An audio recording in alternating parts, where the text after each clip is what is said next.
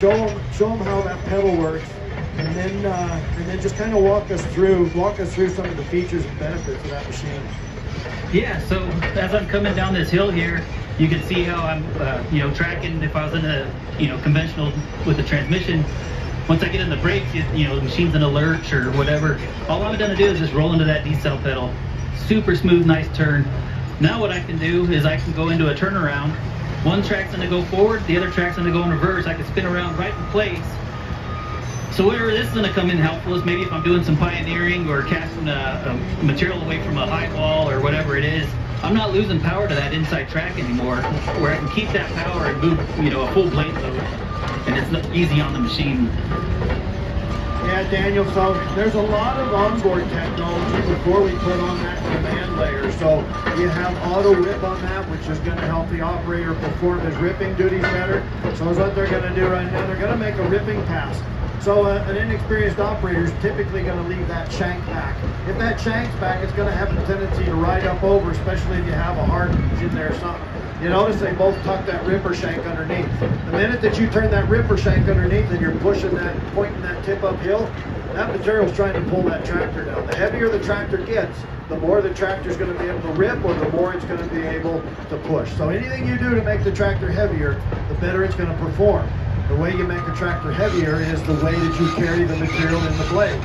So we put some features on that tractor as well, which you must have on it anyway if you want to go to SAS. So it's called auto blade assist and auto carry.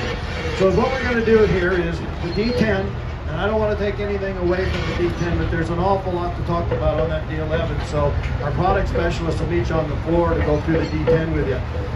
Properly trained operator is going to always dose front to back, and this is the way that our SAT system is designed to work. So he's going to back up about the length of the tractor, and he's going to fill his blade. When he starts to fill his blade, he's actually pointing downhill. That tractor just got heavier. So gravity's going to fill the blade quicker, and he's going to stack up that material. The D11 wasn't trained properly, he actually is, but he's going to back up all the way every time. So he's going to have a lot more travel time without a load in front of him. You're going to see an increase in undercarriage costs. And when he gets in, until he gets down about 3 or 4 passes, all the material that he gets into his blade is going to fall off of the blade. So you want to stay deep, take advantage of your sidewalls to increase that capacity. But Daniel, so tell us what auto blade assist and auto carry does for you.